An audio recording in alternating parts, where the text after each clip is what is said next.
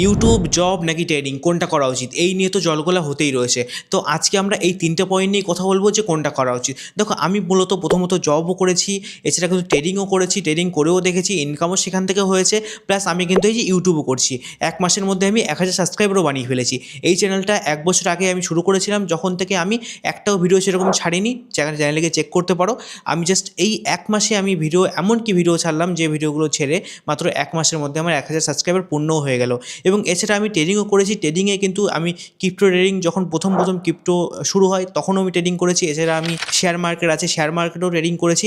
এছাড়া আমি জবও করেছি। তো আমার এক্সপিরিয়েন্স নিয়ে তোমাদের আমি আজকে বলার চেষ্টা করব যে কোনটা আমার ক্ষেত্রে আমার মনে হয়েছে যে কোনটা সঠিক কোনটা ভুল সেটা মনে হয়েছে। দেখো স্কুল কলেজ শেষ করার পরেই সবাই একটা স্বপ্ন থাকে যে না আমি ইউটিউবার হবো বা ট্রেডিং করব বা আমি গভর্নমেন্ট জব করব।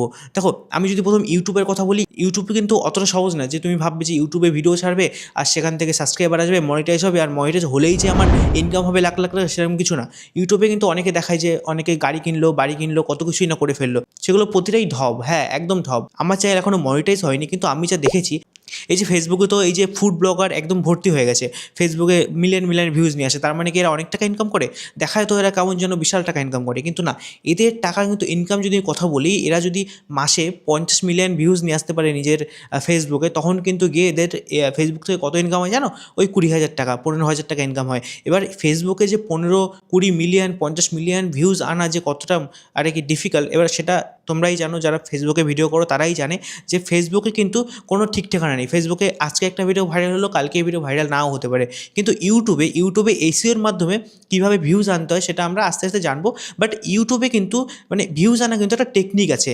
ইউটিউবের প্রপার এসইওর মাধ্যমে, প্রপার অডিয়েন্সের মাধ্যমে, প্রপার ভিডিও কোয়ালিটির মাধ্যমে লোকেদের বোঝাতে হবে, মানে মানুষদের একটা ভ্যালু দিতে হবে। তোমার সাবস্ক্রাইবার যদি তোমার ভিডিও দেখে মনে করে না এই লোকটার মধ্যে কিছু একটা ব্যাপার আছে, তাহলেই যারা তোমার চ্যানেলটা সাবস্ক্রাইব করবে। এছাড়া যদি আমরা ট্রেডিংয়ের কথা বলি, ইন্ডিয়াতে সেবির একটা রিপোর্ট পেশ করেছে, যে রিপোর্টে লেখা আছে ইন্ডিয়াতে 93% লোক 2 লাখ টাকা করে লসে রয়েছে। এবার বুঝতে পারছো, মানে 100টা লোক যদি ট্রেডিং শুরু করে তার মধ্যে 93টা লোকের 2 লাখ করে লস রয়েছে, এবং বাকি যে 7জন লোক তারাই কিন্তু প্রফিটেবল রয়েছে। এবার এই 7জন লোক যে প্রফিটেবল, তার মানে যে তারা লাখ লাখ টাকা, কোটি কোটি টাকা ইনকাম করছে এমনটা নয়।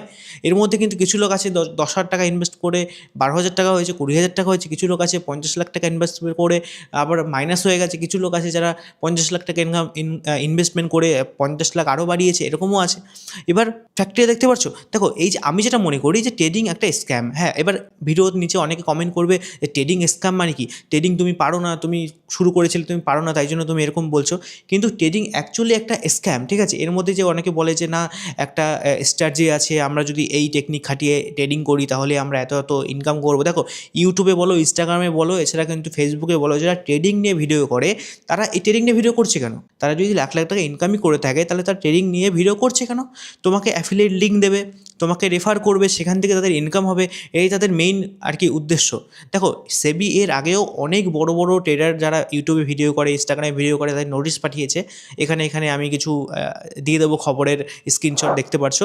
এবার ট্রেডিং অতটাও ভালো না। এবার আমি যদি গভর্নমেন্ট জবের কথাও বলি, ওয়েস্ট বেঙ্গলে গভর্নমেন্ট জবের কী অবস্থা তোমরা জানো। দেখো গভর্নমেন্ট জব নিয়ে এত জলঘোলা হচ্ছে, এত আন্দোলন হচ্ছে, রাস্তায় এত অবরোধ হচ্ছে, তারপরেও কিন্তু জব পাচ্ছে না। এরপরেও কিন্তু লোকে একটা জিনিস ভাবছে যে হ্যাঁ গভর্নমেন্ট জব করলে এই পেছন দিয়ে টাকা হবে, এরকম ভাবে কিন্তু অনেকে ভাবে যে না পেছন দিয়ে টাকা হবে, সেটাই কিন্তু আমার একমাত্র পদ্ধতি ইনকাম করার। দেখো গভর্নমেন্ট জব পাওয়া যে কতটা ডিফিকাল্ট সেটা আমরা সবাই জানি, কিন্তু যারা মনোযোগ দিয়ে পড়াশুনো করে হ্যাঁ তাদের মধ্যে অনেকে গভর্নমেন্ট জব পায়। কিন্তু বর্তমানে পশ্চিমবঙ্গের মানে সরকারি চাকরির কী অবস্থা সেটা আমরা সবাই জানি। আচ্ছা যেরকম বললাম যে প্রথমত ইউটিউব, ট্রেডিং এবং জব কোনটা শুরু করা উচিত, তোমার যেটা প্রেফারেবল মনে হয় সেটা চুজ করো। এবার এর মধ্যে তুমি যেটা সিরিয়াস করতে চাও, এমন না যে তুমি 5 দিন করলে, 10 দিন করলে, তারপরে মনে হলো না এই জিনিসটা আমার জন্য ঠিক না, তাহলে আমি এটা কন্টিনিউ করবো না, বা ট্রেডিং আমার জন্য কন্টিনিউ করবো না, বা ইউটিউব করবো না।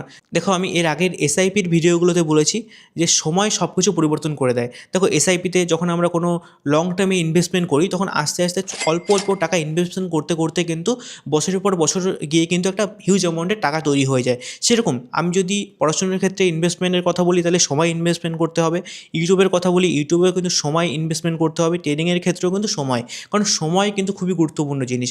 আমরা যদি কোনো জিনিসের মধ্যে লেগে থাকি তাহলে কিন্তু সেখান থেকে একটা ফল কিন্তু আমরা পাবোই পাবো ফিউচারে, সে একটুখানি কম হোক বা বেশি হোক। এবার এখানে কি হয় না, ওই 10% লাক, 70% হার্ডওয়ার্ক আর 20% কি আমি নিজেও জানি না।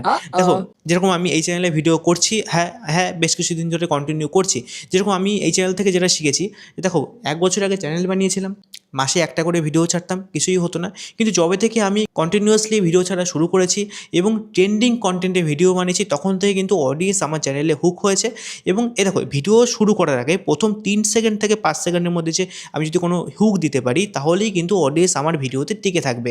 এবং ট্রেডিংয়ের কথা যদি বলি, দেখো ট্রেডিংয়ের ক্ষেত্রে যেটা আমি বুঝেছি, দেখো টেলিগ্রামে দেখো না যে অনেকে বলে যে আমার এই স্ট্র্যাটেজি ফলো করো, বা আমি যেরকমভাবে ট্রেড করছি এই সেম ট্রেডিং করো, তাহলে তোমরা প্রফিটেবল করবে, তোমাদের প্রফিট হবে। এই পদ্ধতি ফলো করে অনেকে লসই হয়ে যায়, যে আজকে কিছু টাকা লস হলো, এবার মনে হবে যে না আজকে এত টাকা লস হয়ে গেলো, আমি আরও কিছু টাকা লাগিয়ে আবার কিছু ইনভেস্টমেন্ট করি, আবার সে ইনভেস্টমেন্ট করে আবার তা লস হয়ে যায়, আবার ইনভেস্টমেন্ট করে আবার তা লস হয়ে যায়। আমি ট্রেডিং থেকে যেটা শিখেছি যে আমাকে প্রপার স্টপ লস লাগাতে হবে, যে এই স্টপ লসের নিচে যদি আসে তাহলে অটোমেটিক অর্ডারটা ক্লোজ হয়ে যাবে, তারপরে আমি আর সেই দিন ট্রেড করবোই না, সে যত ভালো পজিশনে হোক আমি ট্রেড করবো না। আমার টেকনিক কিন্তু এটাই। আর মেইন টেকনিক যেটা হওয়া উচিত আছে যে হ্যাঁ আমার আজকের দিনে যদি আমি 5,000 টাকা টার্গেট থাকে, আমার 5,000 প্রফিট হওয়ার পরে আমি আর ট্রেডিং করব না, সে যত ভালোই মার্কেট থাকুক না কেন, আমার টার্গেট পূরণ হয়ে গেলে আজকের দিনের জন্য আমার ট্রেডিং আজকে বন্ধ।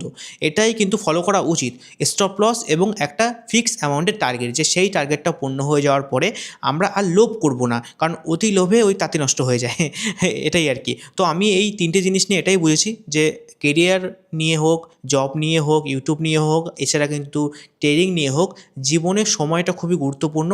আর সেই সময়টা একবার চলে গেলে তারপরে কিন্তু পস্তাতে হয়। তো কেমন লাগলো তোমাদের আজকের এই ভিডিও কমেন্টে জানাও, আর তোমাদের কী কী টপিকে ভিডিও লাগবে আমাদের একটু জানিয়ে দাও। চলো তোমাদের সঙ্গে দেখা হচ্ছে নেক্সট কোনো ভিডিওতে, ততদিনের জন্য জয় হিন্দ, বন্দে মাতরম।